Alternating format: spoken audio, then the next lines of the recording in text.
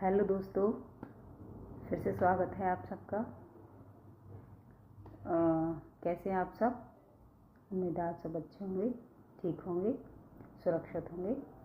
फिर से स्वागत है आपका स्टडी विद पीस में। मैं सुमन, आपकी दोस्त, स्वागत करती हूँ आपका हिंदी की क्लास में। आज हम हिंदी का फर्स्ट चैप्टर पढ़ेंगे, वर्ण विचार। ठीक है, चलिए। वर्ण के बारे में हम सब ने पहले भी पढ़ चुके हैं, लेकिन ये हमारे एग्ज़ाम में इम्पोर्टेंट है, इसलिए हम इसको बार बार पढ़ते हैं, क्योंकि इसमें से जो हमने पहले नहीं पढ़ा ना, वो सारी चीज़ें अब हमारे एग्ज़ाम में आती हैं। तो हम इन चीज़ों पर पहले ध्यान नहीं देते थे। छोटी छोटी चीज़ें थी, जैसे अयोगवा है, उच्चिप्त वर्ण है, कवर्ग टवर्ग, ये स्पर्श व्यंजन हैं। और हम पहले सिर्फ यही पढ़ लेते थे कि वर्ण सबसे छोटी, ध्वनि की सबसे छोटी इकाई है और स्वर और व्यंजन के मेल से इसको बनाते हैं, इसमें आते हैं। तो बस यही पढ़ लेते थे। लेकिन जो ये अयोगवा हैं, उच्चित वर्ण है, ये सारी चीज़ें हम नहीं पढ़ते थे, इन पे ध्यान नहीं देते थे। हम ये जो आसान चीज़ें थी इनको ही पढ़ के छोड़ देते थे। तो आज हम वर्ण विचार के बारे में थोड़ा सा जानेंगे। अगर पूरा नहीं हुआ तो नेक्स्ट पार्ट इसका लेके आएंगे। ठीक है, मैं थोड़ा पढ़ाती हूँ, लेकिन इतना ऐसे पढ़ाती हूँ कि आप लोगों को साथ के साथ याद हो जाए। ठीक है, तो चलते हैं अपनी पढ़ाई की तरफ और स्टार्ट करते हैं वर्ण विचार। ठीक है, चलिए। पहले मैं आपको इसको हटा देती हूँ, जो आपको अच्छे से दिखे सारा। अच्छा, आपको दिख रहा है सारा कुछ अच्छे से? चलिए, हम आज पढ़ेंगे वर्ण विचार। वर्ण क्या होता है? वर्ण वो छोटी से छोटी ध्वनि होती है जिसके टुकड़े नहीं हो सकते, उसको वर्ण कहते हैं। क्या कहते हैं? वर्ण कहते हैं। वर्ण दो प्रकार के होते हैं, एक स्वर होता है। देखिए, वर्ण दो प्रकार के होते हैं। ये वर्ण हो गया, ये हो गया स्वर, और ये हो गया व्यंजन। ठीक है, वर्ण दो प्रकार के होते हैं, स्वर और व्यंजन। स्वर कौन कौन से होते हैं? देखिए, स्वर कौन कौन से होते हैं? आ से लेके, ये गलती से लिख गया, आ से लेके औ तक होते हैं। कहाँ तक होते हैं? औ तक होते हैं। आ से लेके औ तक होते हैं। और व्यंजन कितने होते हैं? व्यंजन क से लेके श्रवण से तक होते हैं। क से लेके कहाँ तक होते हैं? श्रवण तक होते हैं। ठीक है, वैसे तो कहने के लिए तो ज्ञानी तक कहते हैं लोग, लेकिन श्रव भी होता है, तो श्रवण तक। अब तो एक नया वर्ण और जुड़ गया है, जो अब नया आया है, उसको विशिष्ट व्यंजन कहते हैं। क्या कहते हैं? विशिष्ट व्यंजन कहते हैं। व्यंजनों में ही एक वर्ण और एक व्यंजन और आया है, ये वाला, इसको कहते हैं विशिष्ट व्यंजन। क्या कहते हैं? विशिष्ट व्यंजन। इसके बारे में आगे पढ़ा जाया करेगा। तो हम पहले हमारे जो स्वर और व्यंजनों को मिला के 52 बनते थे, सारी चीज़ों को मिला के। अयुग्मा है, उच्चिप्त वर्ण है, और स्पर्श व्यंजन, और सारी चीज़ों को, सारे वर्णों को मिला के 52 बनते थे। लेकिन अब एक विशिष्ट व्यंजन और आने की वजह से ये 53 हो गए हैं। कितने हो गए हैं? 53 हो गए हैं। ठीक है, चलिए तो पढ़ते हैं इसको। स्वर स्वतंत्र होते हैं। स्वर तो सच में स्वतंत्र होते हैं। इनको तो किसी को बोलने के लिए सहायता की ज़रूरत नहीं होती। इनको हम बोलते हैं तो हमें किसी और चीज़ की सहायता की ज़रूरत नहीं पड़ती। जैसे व्यंजनों को बोलने में, जब हम व्यंजन जैसे क ले लिया हमने, ठीक है, का को अगर हम अलग करते हैं तो क ऐसे आता है, ये वर्ण हो गया। लेकिन क अ, जब हम क बोलते हैं तो उसमें पीछे देखो अ आएगा। क्या आएगा? अ। तो उसमें ए मिला होता है। क्या मिला होता है? अ। क में प्लस अ मिला होता है। क्या मिला होता है? अ। तो क में क्या मिला होता है? अ मिला होता है। अ से मिलकर बनता है क। ठीक है ना। लेकिन स्वर, जब हम देखते हैं कि हम मान लो ई ले लो, ई को हम बोलेंगे तो ई का ई ही ध्वनि निकलेगी, तो ई किसी की सहायता से नहीं बोला जाता, ई में ई की ही ध्वनि आती है। तो ई को या कह लो स्वरों को किसी की सहायता की जरूरत नहीं पड़ती बोलने में, तो स्वर स्वतंत्र होते हैं, इनको किसी की आवश्यकता नहीं होती। लेकिन व्यंजनों को बोलने के लिए स्वरों की सहायता लगती है, तो स्वर को जोड़कर व्यंजन पूरा होता है। ठीक है, परिभाषा देखते हैं इसकी।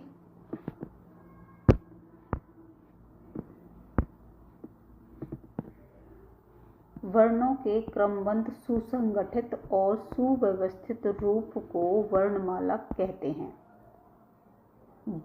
वर्ण अ से लेकर ज्ञानी तक होते हैं। कहाँ से कहाँ तक होते हैं? अ से लेकर ज्ञानी तक होते हैं। ठीक है, देखो एक बार और थोड़ा सा इसकी परिभाषा देख लेते हैं। वर्ण भाषा की सबसे छोटी इकाई वर्ण होती है। स्वर बिना किसी सहायता से बोले जाते हैं। व्यंजनों को स्वरों की सहायता लेनी पड़ती है। ठीक है, व्यंजन स्वरों की सहायता से बोले जाते हैं। वर्णों की कुल संख्या 52, पहले 52 होती थी, मैंने जैसा कि आपको बताया, लेकिन अब एक विशिष्ट मानक नाम ये आ गया है, विशिष्ट व्यंजन, जो इस तरह का दिखता है। तो ये एक विशिष्ट व्यंजन और जुड़ गया है व्यंजनों में, तो अब इनकी संख्या कितनी हो गई है? 53 हो गई है। वर्णों की कुल संख्या कितनी हो गई है? 53 हो गई है। देखिए, मानक। केंद्रीय हिंदी समिति ने वर्णमाला में एक विशिष्ट व्यंजन शामिल किया गया है, या केंद्रीय हिंदी समिति ने वर्णमाला में एक विशिष्ट व्यंजन शामिल किया है। इसको हटा देते हैं, किया है। ठीक है, वो व्यंजन कौन सा है? ये वाला है। ये एक ही व्यंजन है, ये वाला, जैसा कि मैं आपको बताती आ रही हूँ। ठीक है, याद रहेगा आपको। स्वर अ, आ, ई, ऊ, री, ए, ऐ, ओ, औ, ये 11 होते हैं। संख्या में कितने होते हैं? 11 होते हैं। अयुग्मः अ, अंग और अह, इनको क्या बोलते हैं? अयुग्मः बोलते हैं। ये गिनती में कितने हैं? 2 हैं। ठीक है, चलिए आगे चलते हैं। व्यंजन कौन कौन से होते हैं? क, ख, ग, घ, ण, च, छ, ज, झ, ण, ट, ठ, ड, ढ, ण, त, थ, द, ध, न, प, फ, ब,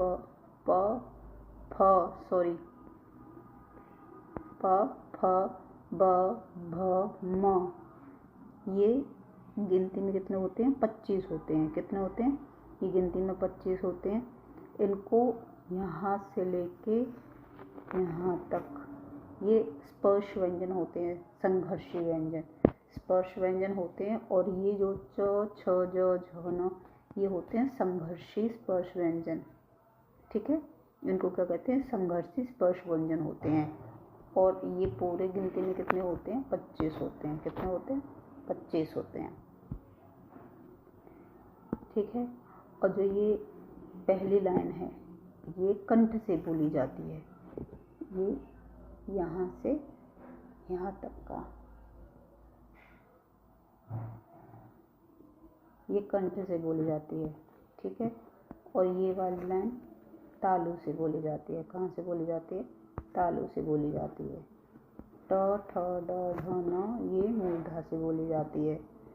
दंत्य त, थ, द, ध, न, ये दांतों से बोली जाती है। आप देखो, दांतों से बोल के देखो, आपकी जीभ दांतों से लगेगी जब आप उनको बोलोगे। त, थ, द, ध, न, दांत को टच कर रही है। ऐसे ही ट, ठ, ड, ढ, न को जब बोलेंगे तो ऊपर आप बोल के देखो, मूर्धा से स्पर्श होता है। कहाँ से स्पर्श होता है? मूर्धा से स्पर्श होता है। तालु च, छ, ज, झ, न, जो हमारी जीभ है वो तालु में लगती है। ऊपर देखो, बोल कर देखो, च, छ, ज, झ, न, ये तालु को टच कर रही है ऊपर। ऐसे ही कंठ वाला जो क, ख, ग, घ, न, क, ख, ग, घ, न, ये गले से बोल रहे हैं। देखो, ये गले से बोले जा रहे हैं ना, इनमें ना तो किसी का स्पर्श हो रहा है, ये सीधा मुंह खोल के और गले से बोले जा सकते हैं। जैसे क ख ग घ ना, इसमें कोई वो नहीं लग रहा, बस मुंह खोलो और क ख ग घ न गले से बोलो। अब ये आ जाता ओष्ठ, प फ ब भ म, तो ये किससे बोलते हैं, ये ओष्ठ से बोले जाते हैं, यानी होठों से बोले जाते हैं। होठों का रहना इसमें, जब हम इनको बोलते हैं तो होठ आपस में एक दूसरे से टच होते हैं। प फ ब भ म, जब दोनों होठ एक दूसरे से टच होते हैं तो उसको ओष्ठ बोलते हैं। जो व्यंजन होठ टच करके बोले जाते हैं, दोनों आपस में होठ टच होते हैं, उस व्यंजन को ओष्ठ व्यंजन बोलते हैं। क्या बोलते हैं? ओष्ठ व्यंजन बोलते हैं। आगे ये सारा समझ,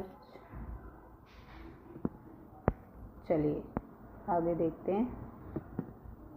य र ल व, ये क्या होते हैं? ये अंतस्थ व्यंजन होते हैं। क्या होते हैं? ये 4 अंतस्थ व्यंजन होते हैं। श श श ह, ये उष्ण व्यंजन होते हैं। देखो हवा निकल रही है ना इसको बोलने में, श श स ह, इनमें बाहर की तरफ हवा निकलती है। जब हम इनको बोलते हैं तो बाहर की तरफ ऊष्मा निकलती है, तो ऊष्म व्यंजन होते हैं। तो ऊष्मा बाहर निकलती है तो ऊष्म व्यंजन हो गए। छ त्र ज्ञ श्र, ये संयुक्त व्यंजन होते हैं। आप देखोगे ये ना किसी के संयोग से बने होते हैं। ये सारे वर्ड, 4 जो वर्ड हैं, ये किसी न किसी संयोग से, किसी वर्ण से मिलकर बने होते हैं। व्यंजनों के आपस में मेल से बने होते हैं, तो इनको क्या कहते हैं? संयुक्त व्यंजन कहते हैं। और जो ये हैं ड और ढ, जिनके नीचे बिंदी लगी होती है, ये होते हैं उच्छिष्ट व्यंजन, ताड़नजात व्यंजन, यानी जिनको बाहर फेंक दिया गया है। ये आपने कभी भी देखा होगा कि इन दोनों से कभी भी वर्ण, जो शब्द होता है वो स्टार्ट नहीं होता है। मतलब पहले शुरुआत में ये लगाए नहीं जाते, या तो ये शब्द के बीच में आते हैं, ये शब्द के बीच में आते हैं। ये इनसे कभी भी शब्द की शुरुआत नहीं हुई। ड अलग होता है, ढ अलग होता है, लेकिन जो इनके नीचे ये बिंदी होती है ये अलग होते हैं। इनको उच्छिष्ट व्यंजन, फेंके हुए व्यंजन माना जाता है। इनको कैसे व्यंजन माना जाता है? फेंके हुए व्यंजन, इनको फेंक दिया गया है। इनसे कभी भी शब्द शुरू से स्टार्ट नहीं हुआ। ये आते हैं तो कभी बीच में ही जरूर आ जाते हैं शब्द के, लेकिन शुरुआत में कभी इनका स्टार्टिंग नहीं हुआ। तो स्वर संख्या में कितने होते हैं? 11। मात्राओं की संख्या कितनी होती है? 10, क्योंकि अ की मात्रा नहीं होती। स्वरों की संख्या तो 11 होती है, लेकिन ए की मात्रा तो कोई होती नहीं है। मात्रा तो केवल अ से स्टार्ट होती है। कहते हैं ना अ का डंडा, ए की तो कोई मात्रा ही नहीं होती, ए का कोई डंडा ही नहीं होता। तो मात्रा कहाँ से स्टार्ट होती है? अ से स्टार्ट होती है। अ की कोई मात्रा नहीं होती, अ से मात्रा शुरू होती है। ठीक है। पंडित कामता प्रसाद जी के अनुसार, मतलब पंडित कामता जी ने इस चीज़ के बारे में क्या कहा है? जिस वर्ण का कोई खंड नहीं किया जा सकता उसे ध्वनि कहते हैं, यानी जिसके टुकड़े नहीं किए जा सकते, जिसको तोड़ा नहीं जा सकता, जिसको अलग अलग नहीं किया जा सकता, उसको क्या कहते हैं? ध्वनि कहते हैं। ये बात किसने कही है? पंडित कामता प्रसाद जी ने कही है। ये चीज़ याद रखना, ठीक है, और नोट्स बना लेना। चलिए अब देखो कुल वर्ण कितने होते हैं? स्वर 11 होते हैं।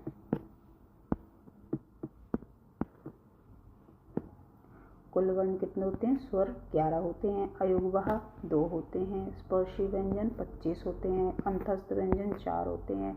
ऊष्म व्यंजन भी 4 होते हैं। उच्छिष्ट व्यंजन 2 होते हैं। विशिष्ट व्यंजन 1 होता है, ये वाला। संयुक्त व्यंजन 4 होते हैं। कुल वर्ण 53 होते हैं। टोटली कितने हो गए? 53 वर्ण हो गए, और इससे मिला के 53